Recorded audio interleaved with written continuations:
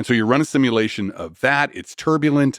The gas is roiling and tumbling. And every now and then you get a place where the gas is dense enough that gravity gets hold of it and it can pull it downward. So you'll start to form a protostar.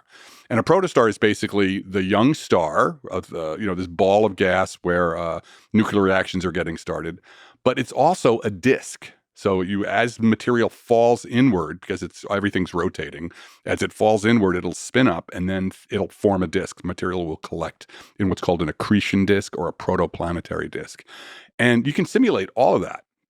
Once you get into the disk itself and you want to do planets, things get a little bit more complicated because the physics gets more complicated. Now you got to start worrying about dust, because actually dust is the wrong word. It's smoke, really. These are the tiniest bits of solids.